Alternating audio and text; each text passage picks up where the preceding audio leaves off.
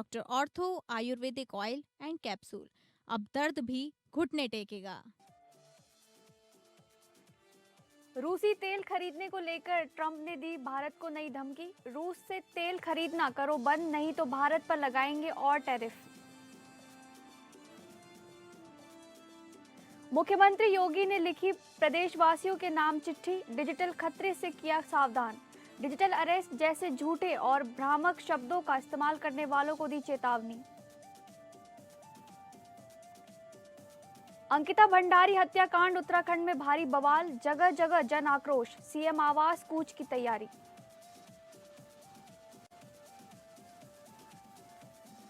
दिल्ली दंगे में दबंग उमर खालिद सहित सभी आरोपियों के केस में सुनवाई, सभी जमानत याचिका पर सुप्रीम कोर्ट करेगा सुनवाई। क्या सभी आरोपियों को मिलेगी जमानत? दिल्ली एनसीआर सहित उत्तर भारत में ठंड का कहर, कोहरे ने रोकी गाड़ियों की रफ्तार, अलाव जलाकर ठंड से बचने को हो रहा उपाय।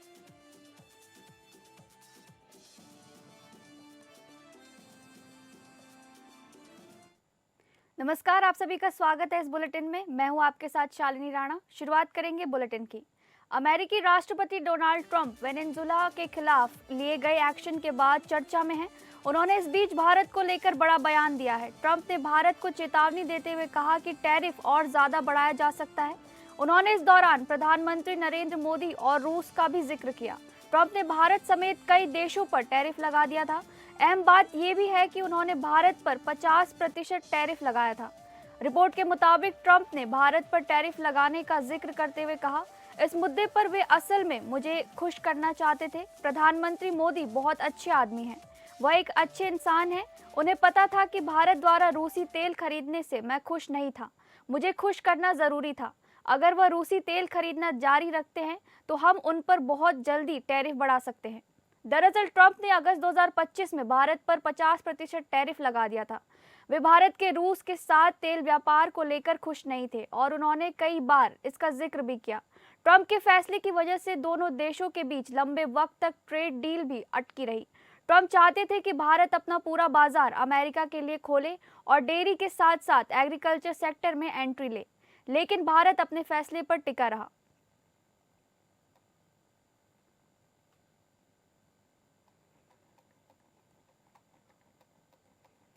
इसी खबर पर ज्यादा जानकारी के साथ हमारे इनपुट हेड मनीष राज सिंह हमारे साथ जुड़ गए हैं। आपसे जानना चाहेंगे, अमेरिकी राष्ट्रपति डोनाल्ड ट्रंप ने जो भारत को चेतावनी दी है, ये क्या है पूरा मामला? ट्रंप ने जब जब से राष्ट्रपति की कमान संभाली है अपने मेक अमेरिका ग्रेट अगेन के नारे के साथ, उस वक्त ये चाह रहे हैं कि भारत ही नहीं दुनिया भर के देश जो है उनके टैरिफ को माने। ट्रंप शुरू से लगातार यह रूस भारत पर दबाव बना रहे हैं कि रूस से तेल खरीदना भारत बंद करे, लेकिन भारत की कुछ अपनी जरूरतें हैं और अपने देश की आवश्यकता है। उसको देखते हुए भारत ने अभी तक रूस से तेल खरीदना बंद नहीं किया है, यानी कि अमेरिका के दबाव में नहीं आया है। हाल में जब वेनेजुएला पर आक्रमण के बाद वेनेजुएला के तेल संसाधनों पर अमेरिका का जब कब्जा हो गया है, उसके बाद से अमेरिका यह चाह रहा है कि भारत को सबसे बड़े जो तेल का स्रोत है रूस, उससे दबाव बना करके भारत को मजबूर किया जाए कि वेनेजुएला या अन्य सोर्सों से भारत तेल खरीदे, जिस पर अमेरिका का अधिकार होगा। और इसी को लेकर के ट्रंप ने धमकी एक बार फिर से दी है कि भारत यदि रूस से तेल खरीदना बंद नहीं करेगा तो उस पर 50% टैरिफ लगाया जाएगा। पिछले महीने दिसंबर में भारत और अमेरिका के बीच तमाम कोशिशों के बाद फिर से जो टैरिफ नियम लागू करने के लिए तमाम वार्ताएं हो रही थी, वो परवान नहीं चढ़ी और वो असफल रही। तो इसको देखते हुए भारत पर एक तरह से दबाव है, लेकिन भारत सरकार ने यह बार बार साफ किया है कि भारत अमेरिका के दबाव में नहीं झुकेगा। अपने देश के व्यापारिक हितों को तवज्जो देते हुए वह फैसले लेगा। जी बहुत बहुत धन्यवाद मनीष जी इस खास जानकारी के लिए।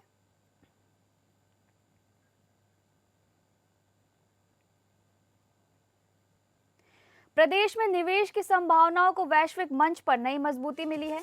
Canadian Hindu chambers of commerce के 24 सदस्यीय प्रतिनिधि मंडल ने रविवार को मुख्यमंत्री योगी आदित्यनाथ से मुलाकात कर एमएसएमई, धार्मिक, पर्यटन और हॉस्पिटैलिटी सेक्टर में निवेश की इच्छा जताई है। मुख्यमंत्री योगी आदित्यनाथ ने प्रतिनिधि मंडल को प्रदेश सरकार की ओर से हर संभव सहयोग का आश्वासन दिया। और प्रदेश को सुरक्षा, सुव्यवस्था व निवेश के लिए अनुकूल प्रदेश बताया है। मुख्यमंत्री आवास पहुंचे प्रतिनिधिमंडल का योगी आदित्यनाथ ने स्वागत किया। मुख्यमंत्री ने अयोध्या, काशी और प्रयागराज के प्रमुख धार्मिक स्थलों के भ्रमण का आमंत्रण देते हुए प्रधानमंत्री नरेंद्र मोदी की मंशा के अनुरूप ट्रेड, टेक्नोलॉजी और टूरिज्म के क्षेत्र में नए प्रयासों पर जोर दिया। उन्होंने कहा कि एक जिला एक उत्पाद ODOP के माध्यम से प्रदेश में परंपरागत उद्यमों को नई पहचान मिली है। आज प्रदेश के बाजारों से चीन के उत्पाद गायब हो गए हैं। प्रदेश की 90 लाख से ज्यादा MSME इकाइयों को सरकार का समर्थन मिल रहा है, जिनसे 2.5 करोड़ से अधिक परिवारों की आजीविका जुड़ी है। ODOP उत्पादों की ब्रांडिंग कर उन्हें अंतर्राष्ट्रीय मंचों पर प्रस्तुत किया जा रहा है।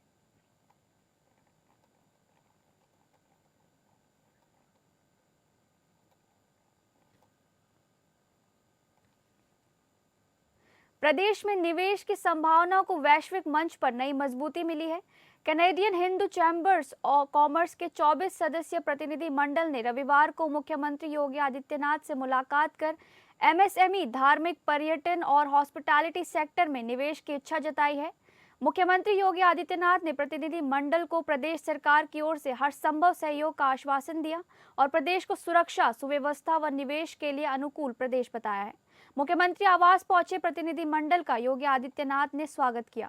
मुख्यमंत्री ने अयोध्या, काशी और प्रयागराज के प्रमुख धार्मिक स्थलों के भ्रमण का आमंत्रण देते हुए प्रधानमंत्री नरेंद्र मोदी की मंशा के अनुरूप ट्रेड, टेक्नोलॉजी और टूरिज्म के क्षेत्र में नए प्रयासों पर जोर दिया।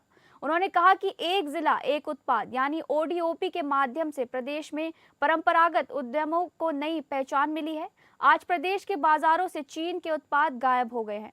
प्रदेश की 90 लाख से ज्यादा MSME इकाइयों को सरकार का समर्थन मिल रहा है, जिनसे 2.5 करोड़ से अधिक परिवारों की आजीविका जुड़ी है। ODOP उत्पादों की ब्रांडिंग कर उन्हें अंतर्राष्ट्रीय मंचों पर प्रस्तुत किया जा रहा है।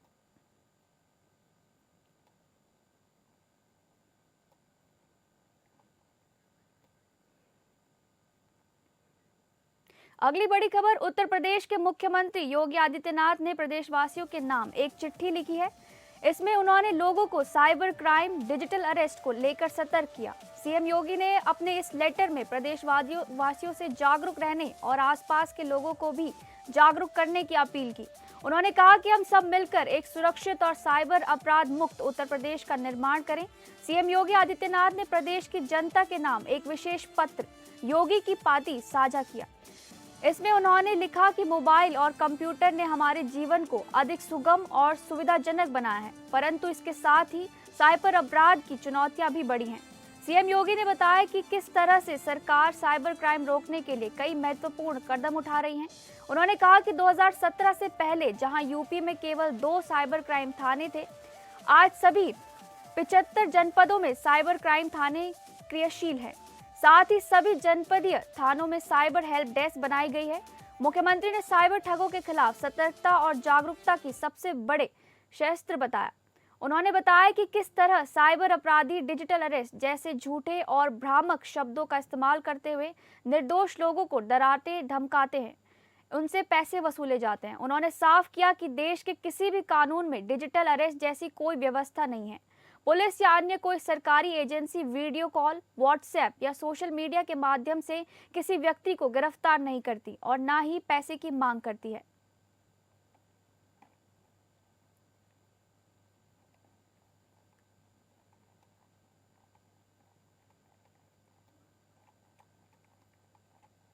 उत्तर प्रदेश के मुख्यमंत्री योगी आदित्यनाथ ने प्रदेशवासियों के नाम एक चिट्ठी लिखी है। इसमें उन्होंने लोगों को साइबर क्राइम, डिजिटल अरेस्ट को लेकर सतर्क किया। सीएम योगी ने अपने इस लेटर में प्रदेशवासियों से जागरूक होने की अपील की। उन्होंने कहा कि हम सब मिलकर एक सुरक्षित और साइबर अपराध मुक्त उत्तर प्रदेश का निर्माण करेंगे। सीएम योगी आदित्यनाथ ने प्रदेश की जनता के नाम एक विशेष पत्र योगी की पाती साझा किया। इसमें उन्होंने लिखा कि मोबाइल और कंप्यूटर ने हमारे जीवन को अधिक सुगम और सुविधाजनक बनाया है, परंतु इसके साथ ही साइबर अपराध की चुनौतियां भी बढ़ी हैं। सीएम योगी ने बताया कि किस तरह से सरकार साइबर क्राइम रोकने के लिए कई महत्वपूर्ण कदम उठा रही है। उन्होंने कहा कि 2017 से पहले जहां यूपी में केवल 2 साइबर क्राइम थाने थे, आज सभी 75 जनपदों में साइबर क्राइम थाने क्रियाशील हैं। साथ ही सभी जनपदीय थानों में साइबर हेल्प डेस्क बनाई गई है। मुख्यमंत्री ने साइबर ठगों के खिलाफ सतर्कता और जागरूकता की सबसे बड़े शस्त्र बताया। उन्होंने कहा कि किस तरह साइबर अपराधी डिजिटल अरेस्ट जैसे झूठे और भ्रामक शब्दों का इस्तेमाल करते हुए निर्दोष लोगों को डराते धमकाते हैं और उनसे पैसे वसूले जाते हैं। उन्होंने साफ किया कि देश के किसी भी कानून में डिजिटल अरेस्ट जैसी कोई व्यवस्था नहीं है। पुलिस या कोई अन्य सरकारी एजेंसी वीडियो कॉल, व्हाट्सएप या सोशल मीडिया के माध्यम से किसी व्यक्ति को गिरफ्तार नहीं करती और न ही पैसे की मांग करती है।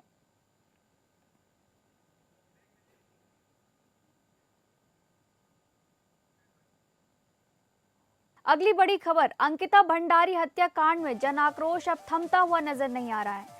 कल रविवार को राजधानी की सड़कों पर सर्वदलीय मुख्यमंत्री आवास कूच किया गया, जिसमें बड़ी संख्या में आम जन भी मौजूद रहे। इस दौरान आक्रोशित लोग बैरिकेडिंग तोड़ते हुए आगे की ओर बढ़े, लेकिन मौके पर मौजूद भारी पुलिस बल के द्वारा उनको अगली बैरिकेडिंग से पहले ही रोक दिया गया। इस दौरान केवल एक ही बात सुनने को मिली कि अंकिता भंडारी को न्याय दो और वीआईपी के नाम का खुलासा करो। लोगों ने इस दौरान अलग अलग तरीकों से विरोध प्रकट किया और आक्रोश जताया है कि यदि अंकिता हत्याकांड में सीबीआई जांच नहीं की जाती तो यह आक्रोश और ज्यादा उग्र होता जाएगा।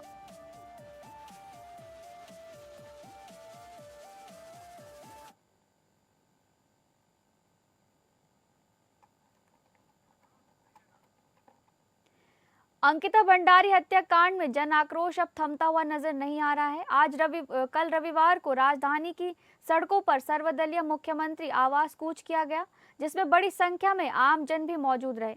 इस दौरान आक्रोशित लोग बैरिकेडिंग तोड़ते हुए आगे की ओर बढ़े, लेकिन मौके पर मौजूद भारी पुलिस बल के द्वारा उनको अगली बैरिकेडिंग से पहले ही रोक दिया गया। इस दौरान केवल एक ही बात सुनने को मिली कि अंकिता भंडारी को न्याय दो और वीआईपी के नाम का खुलासा करो। लोगों ने इस दौरान अलग अलग तरीकों से विरोध प्रकट किया और आक्रोश जताया कि यदि अंकिता हत्याकांड में सीबीआई जांच नहीं की जाती तो यह आक्रोश और ज्यादा उग्र होगा। इसी खबर पर ज्यादा जानकारी के साथ हमारे संवाददाता योगेश सेमवाल हमारे साथ जुड़ गए हैं। आपसे जानना चाहेंगे इस पूरे आक्रोश का मामला। तो बिल्कुल आपको बताना चाहेंगे कि जिस तरह से अंकिता भंडारी हत्याकांड ने पूरे देश को झंझोर दिया था और उसके बाद सरकार ने अपनी तरफ से बहुत सारी चीजें की, जांच करवाई, कई सारी हुई, लेकिन लगातार एक बात उठती रही कि आखिर जिस व्यक्ति का नाम लिया जा रहा है वीवीआईपी, वो है कौन, आखिर कौन था।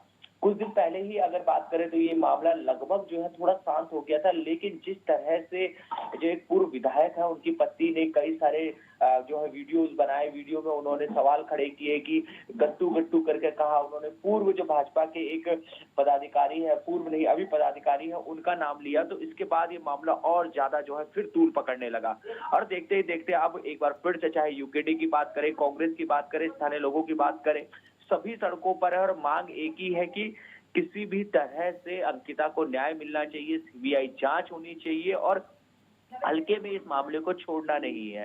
ये लगातार चल रहा है। जी बहुत बहुत धन्यवाद योगेश।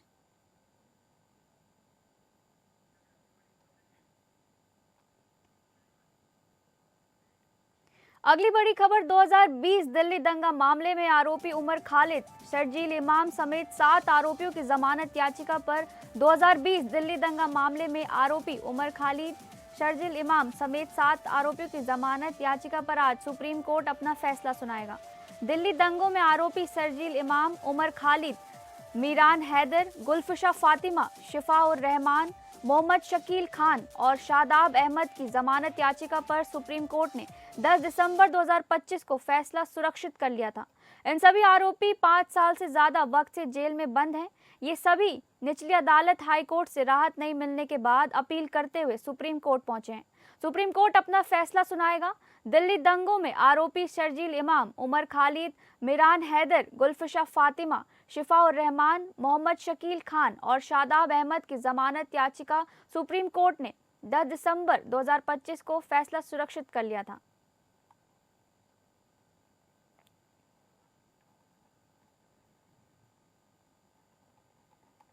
इसी खबर पर ज्यादा जानकारी के साथ हमारे संवाददाता विवेक सिंह चंडेल हमारे साथ जुड़ गए हैं।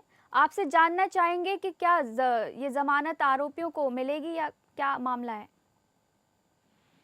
बिल्कुल, ये सुप्रीम कोर्ट का फैसला तय करेगा कि जो ये दिल्ली के नॉर्थ ईस्ट में जो दंगे हुए थे 2020 में, इनमें जो आरोपी हैं, इन आरोपियों को जमानत मिलेगी या नहीं, ये सुप्रीम कोर्ट का फैसला तय करेगा। लेकिन जो पुलिस है, जो जांच एजेंसी है, उसने लगातार विरोध किया। उनका ये कहना है कि क्योंकि इनका जो पर्पस था वो बहुत स्पष्ट था, जिसमें उनको उनकी तरफ से ये कहा गया था कि जांच एजेंसी, उन्होंने बड़ा स्पष्ट कहा कि एक ये सुनिश्चित तरीके से देश को अस्थिर करने और आर्थिक रूप से डिसेबल करने की पूरी सोची समझी सुनियोजित साजिश थी। ऐसे में जो इनका कृत्य था उसके आधार पर इनको जमानत नहीं दी जानी चाहिए। हालांकि जो आरोपी हैं, आरोपियों की तरफ से लगातार ये बात कही जा रही है कि क्योंकि इस मामले में ट्रायल अभी शुरू नहीं हुआ, 5 साल से ज्यादा समय से वो लगातार जेल में हैं और आगे भी अभी लंबे समय तक इसमें ट्रायल शुरू होने की उम्मीद नहीं दिखाई दे रही है। ऐसे में उनको जमानत दे दी जाए। हालांकि हाई कोर्ट जो 2 सितंबर में इस मामले में जमानत देने से इनकार किया था, उसमें भी बहुत स्पष्ट कहा था कि प्राइमा फेसाई ऐसा लगता है, क्योंकि जो जांच एजेंसी है उसने जो तथ्य रखे हैं उससे लगता है कि कहीं न कहीं एक सुनियोजित तरीके से ये जो पूरी प्रक्रिया थी इसको अंजाम दिया गया था और जो कॉन्स्पिरेसी की गई थी। क्योंकि ये तो जो हाई कोर्ट में कहा गया था, लेकिन जब सुप्रीम कोर्ट में इस मामले की सुनवाई हो रही थी तो सुप्रीम कोर्ट में एसबी राजू की तरफ से भी इस मामले में जो वीडियो चलाया गया, वीडियो चला के बहुत स्पष्ट बताया गया कि कैसे चिकन नेक वाला एक वीडियो चलाया गया, एक उसके अलावा एक और वीडियो चलाया गया, इसमें स्पष्ट रूप से ये बताया गया कि कैसे इन्होंने सुनियोजित तरीके से इस मामले को पूरा अंजाम देने के लिए किया था। हालांकि जो याचिकाकर्ता थे उनकी तरफ से बार बार ये कहा जाता है कि घटना के समय वो वहां मौजूद नहीं थे, लेकिन जो जांच एजेंसी उन्होंने इसका जो चक्रव्यूह तैयार किया था वो इस तरीके से था कि इनके ही इस करने की वजह से, और जो व्हाट्सएप ग्रुप बनाए गए थे लोगों को अवेयर करने के लिए कि सीए और एनआरसी का विरोध करना है और कैसे देश में अस्थिरता फैलानी है, देश को आर्थिक रूप से कमजोर कर देना है, इन सब चीजों के लिए उनकी पूरी प्लानिंग की गई थी। इसमें सुप्रीम कोर्ट में सुनवाई हो चुकी है और अब सुप्रीम कोर्ट आज ये फैसला देगा तो ये तय करेगा कि क्या इनको जमानत दी जानी चाहिए या नहीं दी जानी चाहिए। अब ये जो है वो सुप्रीम कोर्ट के पाले में है। अगर सुप्रीम कोर्ट से इनको आज जमानत नहीं मिलती तो फिर उनके पास ऑप्शन जरूर रहेगा कि वो निचली अदालत में अपनी जमानत की मांग कर सकते हैं, लेकिन फिलहाल के लिए अगर उनको जमानत नहीं मिलती है तो उनके लिए एक बहुत बड़ा सेटबैक होगा। हालांकि जो जांच एजेंसी उसने एक बार कहा, एक बात स्पष्ट कही और ये कहा कि अगर ये लोग सहयोग करेंगे तो इसकी बहुत बहुत धन्यवाद आपका।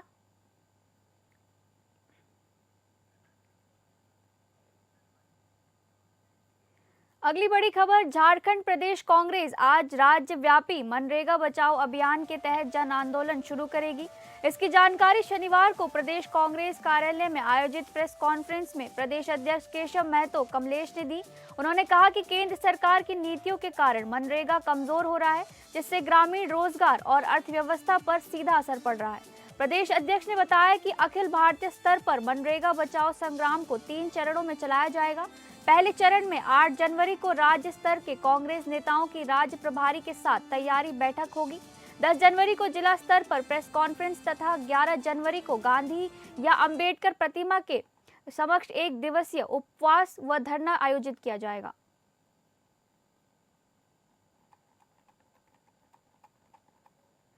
झारखंड प्रदेश कांग्रेस आज राज्यव्यापी मनरेगा बचाओ अभियान के तहत जन आंदोलन शुरू करेगी। इसकी जानकारी शनिवार को प्रदेश कांग्रेस कार्यालय में आयोजित प्रेस कॉन्फ्रेंस में प्रदेश अध्यक्ष केशव महतो कमलेश ने दी। उन्होंने कहा कि केंद्र सरकार की नीतियों के कारण मनरेगा कमजोर हो रहा है।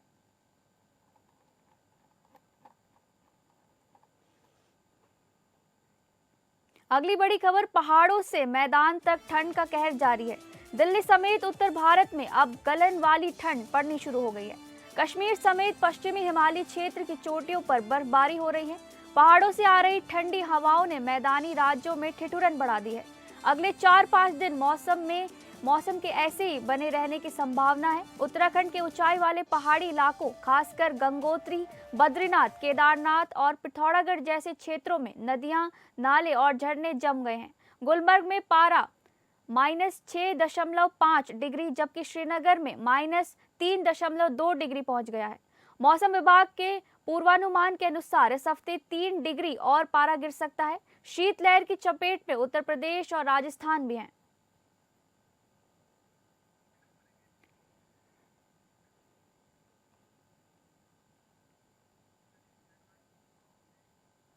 फिलहाल इस बुलेटिन में बस इतना ही। नमस्कार।